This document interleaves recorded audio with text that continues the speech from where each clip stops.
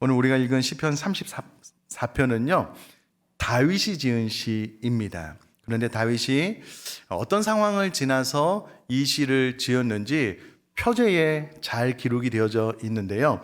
표제는 이렇게 말을 해주고 있습니다. 다윗이 아비멜렉 앞에서 미친 채 하다가 쫓겨나서 지은 시라고 기록이 되어져 있습니다.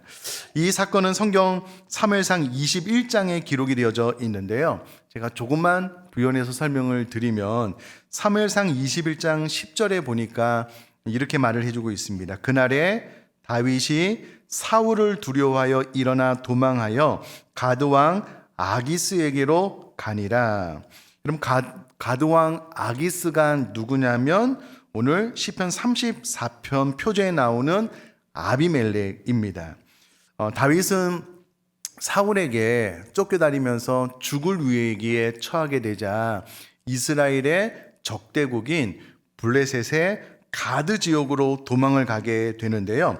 아기스의 신하들이 그의 왕 앞에 사울이 죽인 자는 천천히요 다윗은 만만히로도 하지 않았습니까? 라고 말을 함으로써 다윗은 반드시 죽여야 됩니다.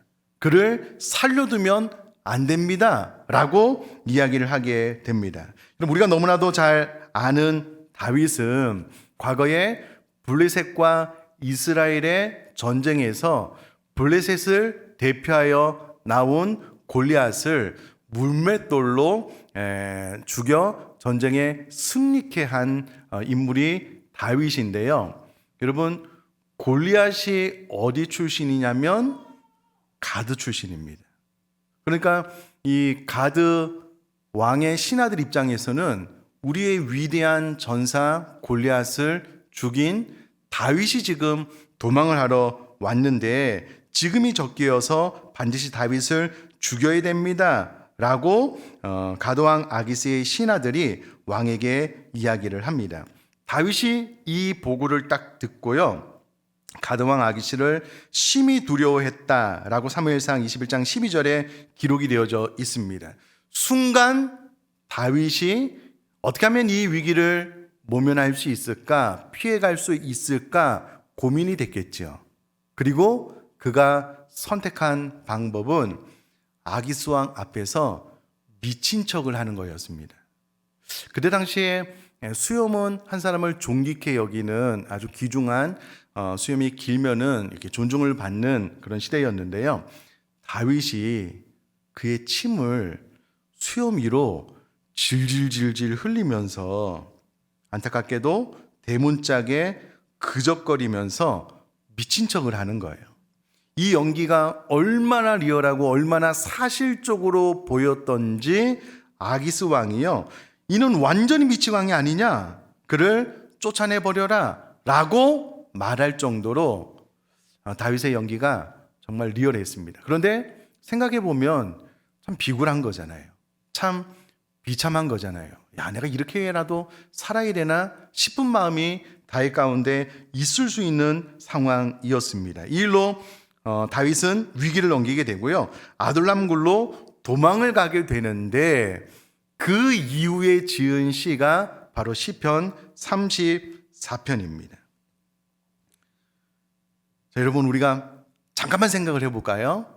내가 다윗이라면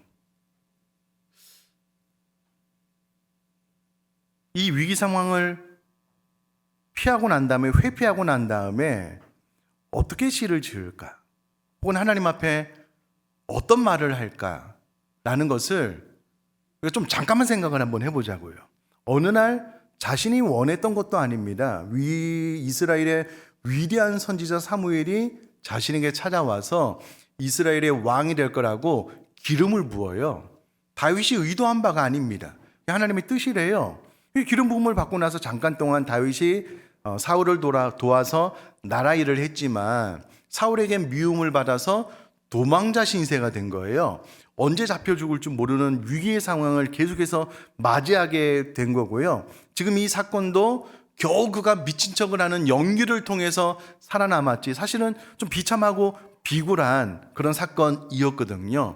그럼 이 사건을 지나고 나면 우리 같으면 그럴 수 있을 것 같아요. 하나님, 도대체 이게 무슨 상황입니까?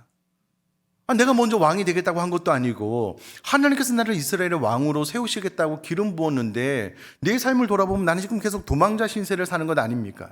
지금도 금방 아기스 왕 앞에서 침을 질질 흘리면서 미친 체 하면서 겨우 내 생명을 유지하고 있는데 하나님이 좀 이렇게 멋있게 나타나셔서 좀 폼나게 좀 아기스 왕 앞에 나를 좀 높여주시고 폼나게 좀 나를 구원해 주시면 안 되겠습니까? 그렇게 이야기를 할 수 있을 것 같아요. 다윗은 전혀 그런 반응을 보이지 않았습니다. 다윗이 기록한 이 시편 34편 우리가 읽은 본문 위의 구절을 조금만 살펴보면은요, 6절은 이렇게 이야기를 하고 있습니다. 이 공고한 자가 부르짖음에 여호와께서 들으시고 그의 모든 환난에서 구원하셨도다. 공고한 자가 부르짖어서 하나님께서 구원해 주셨는데 이 현상을 보면 다윗이 미친 채에서 비굴하게 살아남은 거거든요. 근데 다윗은 본인이 기도해서 하나님께서 응답해 주신 것으로 고백을 하고 있습니다. 그러면서 8절에 보니까는요, 너희는 여호와의 선하심을 맛보아할지어다. 그에게 피하는 자는 복이 있도다라고 이야기를 합니다. 선하심을 맛보아할 정도의 사건은 아닌 것 같은데 다윗이 하여튼 이렇게 노래를 하면서 고백을 하고 있고요. 또 9절에 보니까 너희 성도들아 여호와를 경외하라. 그를 경외하는 자에게는 부족함이 없도다 라고 찬양을 하고 있습니다. 참 기가 막히고 코가 막히는 놀라운 신앙 고백입니다. 그리고 난 이후에 오늘 본문이 시작되고 있는데 여러분, 이 짧은 본문 안에요, 다윗이 얼마나 탁월한 지혜가 있는 인물이었는지를 엿볼 수 있습니다. 그 부분을 오늘 좀 섬세하게 나누려고 하는데 하나님을 경외하는 복이라는 제목으로 말씀을 좀 나누도록 하겠습니다. 우선 제가 11절 말씀을 다시 한번 읽어볼게요. 너희 자녀들아 와서 내 말을 들으라. 내가 여호와를 경외하는 법을 너희에게 가르치리로다 라고 이야기를 하고 있습니다. 다윗이 내가 여호와를 경외하는 법을 너에게 가르치는데 대상이 누구냐면 너희 자녀들아 라고 되어 있지만 이 단어를 원어로 보니까는요, 이 단어는 젊은이를 지칭할 때도 또 스승이 그의 제자를 지칭할 때도 이 단어를 썼기 때문에 굳이 우리들의 자녀뿐만 아니라 이스라엘 백성 전체를 대상으로 다윗이 하나님을 경외하는 법을 가르치겠다라고 이야기를 한 것으로 생각을 하시면 되겠습니다. 자, 그런데 너희에게 가르치리로다 라는 것을 원어로 보니까는요, 배우다, 단련하다, 숙달하다 라는 뜻을 가지고 있습니다. 그런데 이 단어가 강의 미완료형으로 사용이 되었는데요, 강의형이 사용되었다라는 것의 의미는 반드시 배우도록 하여 숙달시키겠다라는 굳은 의지를 나타내는 의미가 있고요, 미완료형으로 쓰였다라는 것은 이러한 교육을 중단하지 않겠다라는 다윗의 의지를 보여주는 것입니다. 쉽게 말하면 다윗이 내가 하나님을 경외하는 법을 반드시 너희에게 배우도록 하여 숙달시키겠는데 이 교육을 중단하지 않겠다. 반드시 배울 수 있도록 하겠다라는 그런 의미입니다. 저는요, 이 부분을 원으로 보면서 딱 깨닫고 난 다음에요, 약간 좀 소름이 돋았습니다. 와, 도대체 다윗 안에 있는 이 지혜는 무엇인가 라고 생각을 아니할 수 없었는데요. 여러분 한번 잘 들어보셔요. 여러분, 가르친다는 것에 대한 분명한 이해가 없거나 그리고 내가 무슨가를 가르친다라고 했을 때 다윗과도 같이 내가 숙달할 때까지 포기하지 않고 지속적으로 가르치겠다라는 의지가 없으면 모든 가르침은 분명히 그 동기가 좋다라고 하더라도 지속 가능하지 않습니다. 반드시 중간에 멈출 수밖에 없고요, 교육이 제대로 안 될 수밖에 없습니다. 우리가 잘 아는 대로 가르치는 사람이나 배우는 사람이나 무엇인가를 가르치기 전에 배우기 전에요, 내가 이것을 반드시 배워야 되겠다, 가르쳐야 되겠다라는 충분한 동기부여가 있지 않으면 배우다가 중간에 포기를 해버리거든요.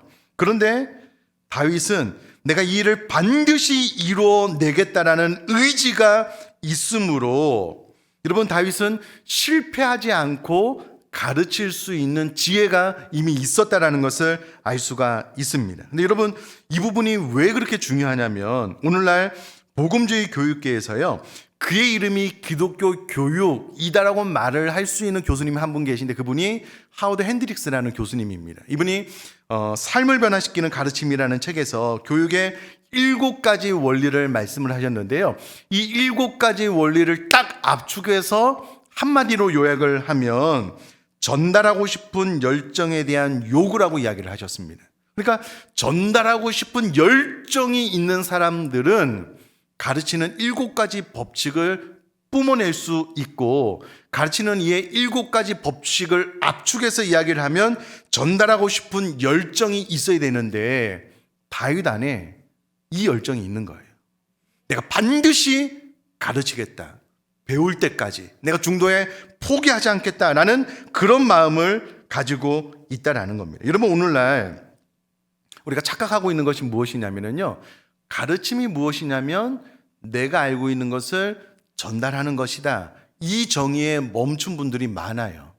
그래서 저를 포함한 우리 목회자들도 강단에서 내가 준비한 말씀을 잘 전하기만 하면 되는 것으로 착각을 하는 경우가 많은데 그렇지 않습니다. 성경이 말하는 가르침은요, 가르침과 배움이 한 단어로 설명을 해주고 있습니다. 그러므로 가르쳤다라는 것은 반드시 배움을 야기시켜야 되는 거예요.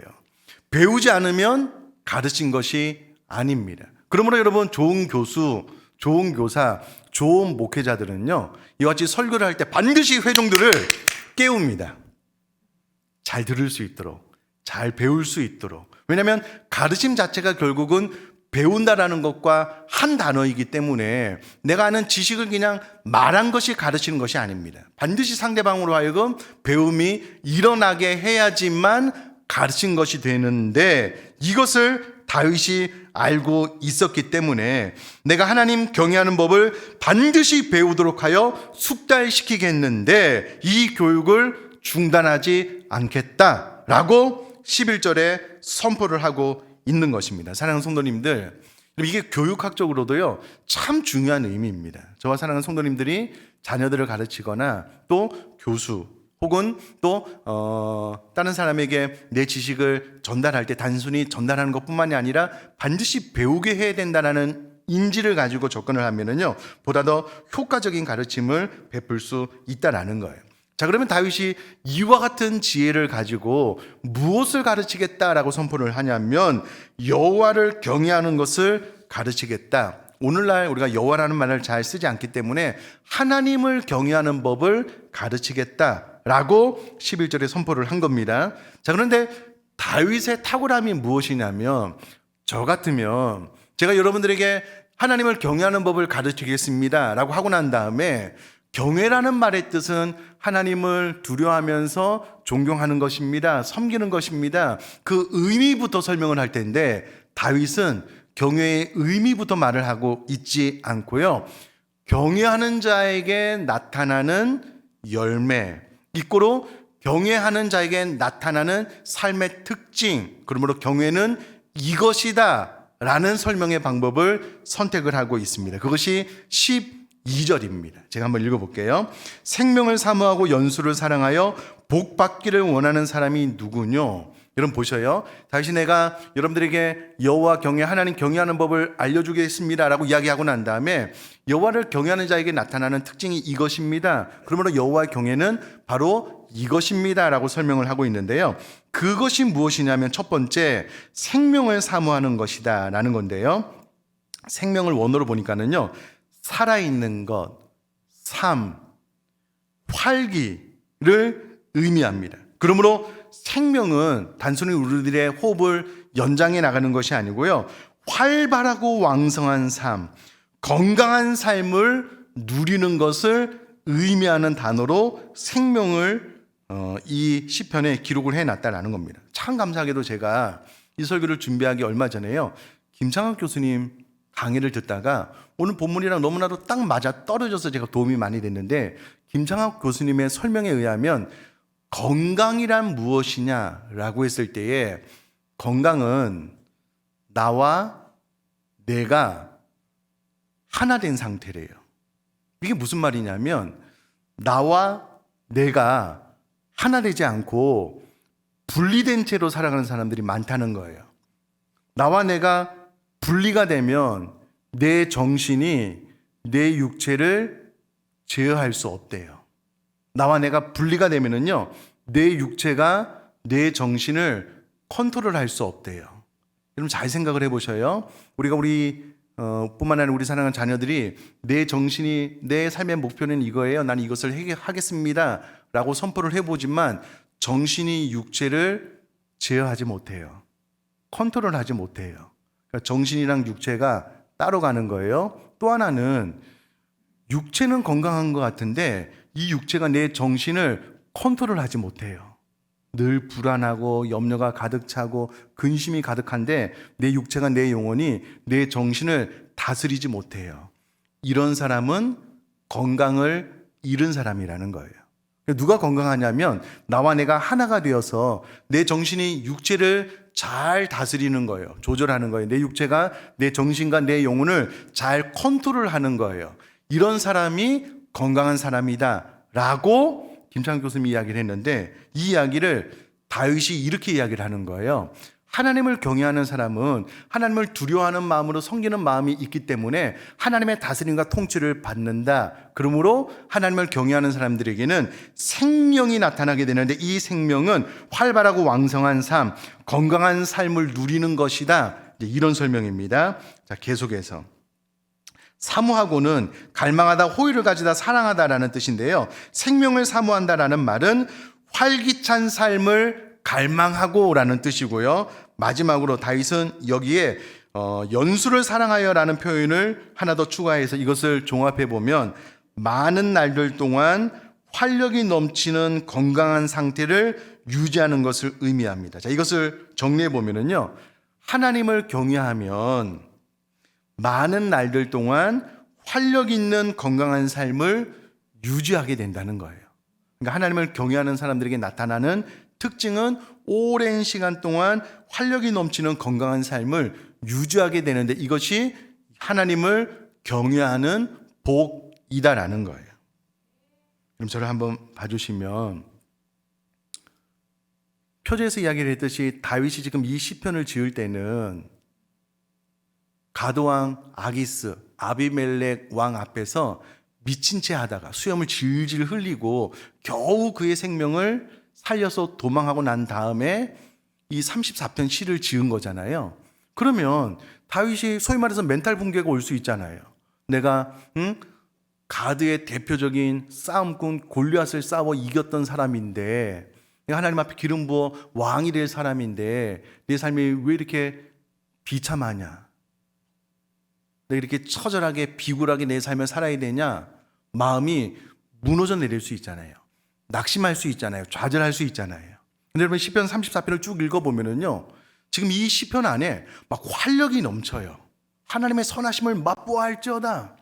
내 기도를 응답하시는 하나님, 내가 너에게 여호와 경외하는 것을 반드시 알려주겠다. 막 에너지가 지금 뿜어져 나오는 시편이 34편이거든요. 그러니까 다윗은 하나님을 경외하는 자였기 때문에 눈앞에 인간적으로 보면 비굴한 어떤 모습이 상황 가운데 놓여져 있는 것 같지만 다윗은요 하나님을 경외하기 때문에 이것 또한 하나님의 섭리 가운데 일어난 일이다라는 이해를 통해서 그의 삶의 활력이 건강이 잃어버리지 않게 된 거예요.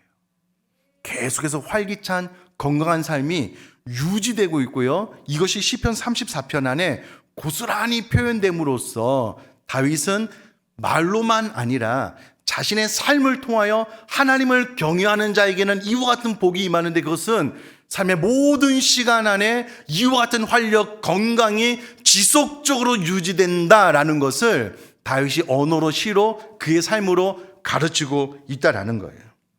사랑하는 성도님들, 오늘날 나와 우리 사랑하는 자녀들을 가만히 들여다보면은요, 정말 생명력이 넘치고 있을까? 그의 삶의 활기가 그냥 막 충만한가? 아니잖아요.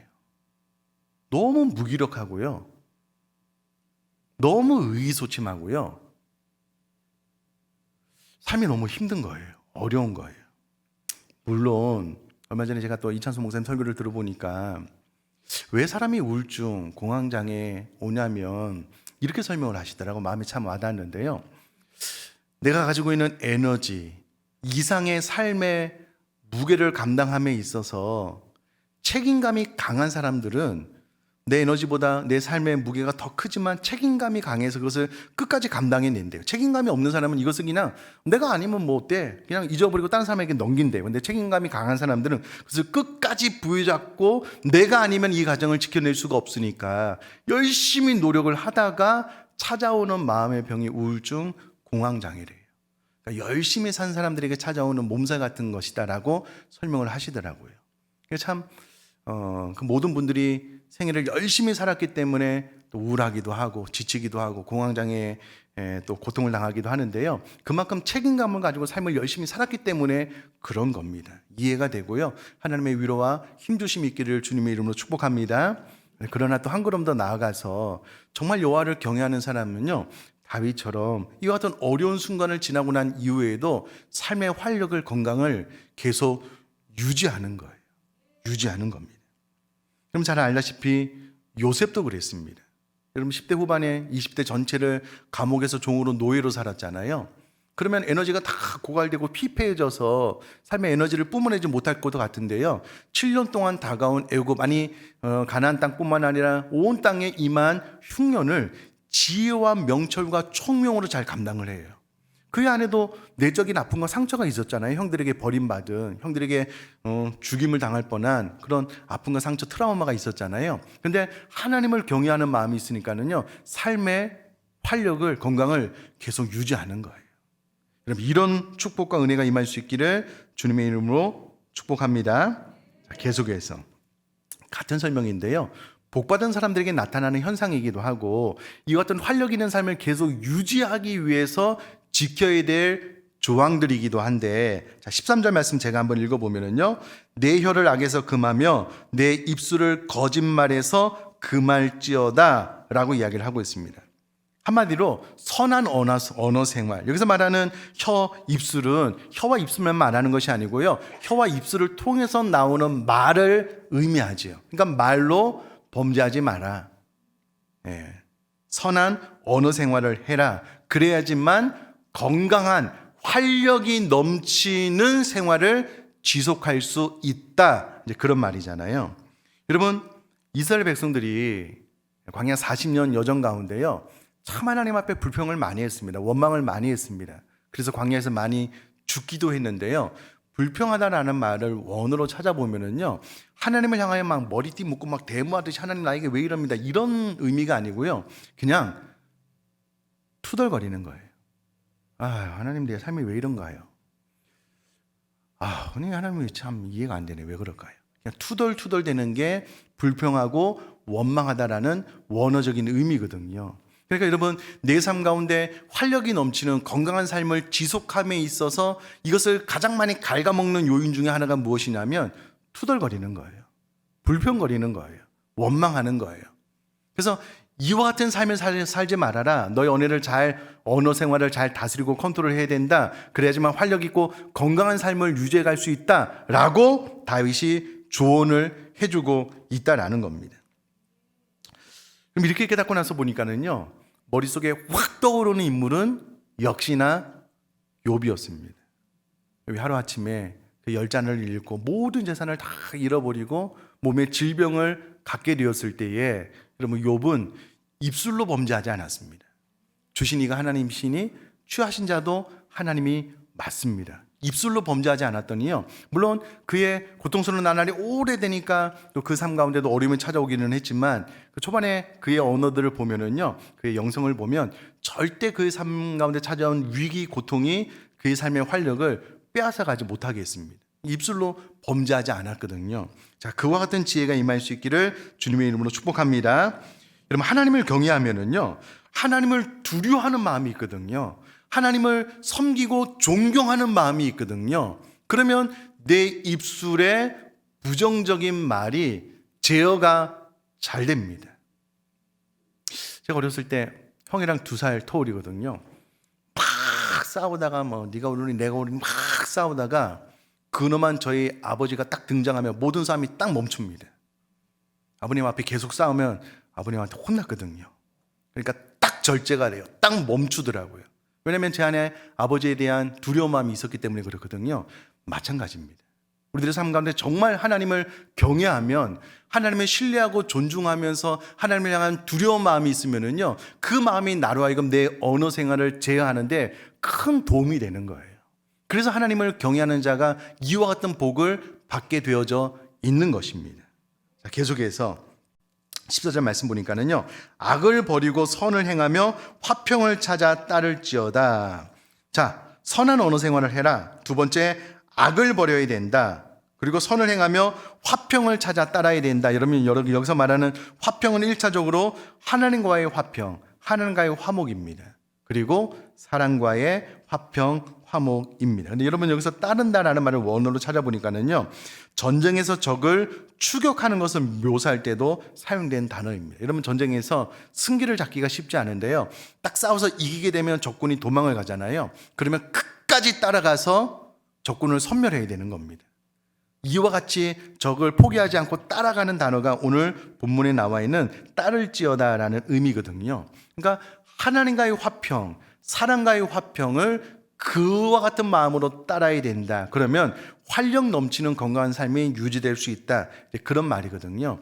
가만히 생각을 해보면 우리들의 건강한 활력 넘치는 삶을 갉아먹는 주된 요인은 우리 입술에 터져나오는 불평입니다. 그러나 두 번째로 인간관계, 그리고 하나님과의 관계가 원활하지 못할 때에 우리들의 건강한 정신, 마음을 많이 갉아먹게 되잖아요. 사람과의 관계가 불편해요. 잘 소통이 되지 않아요. 하나님과의 관계가 막힌 것 같아요. 그러면 활력 넘치는 신앙생활을 절대 유지할 수 없기 때문에 화평을 따라야 된다. 첫째, 하나님과의 화목, 사랑과의 화목.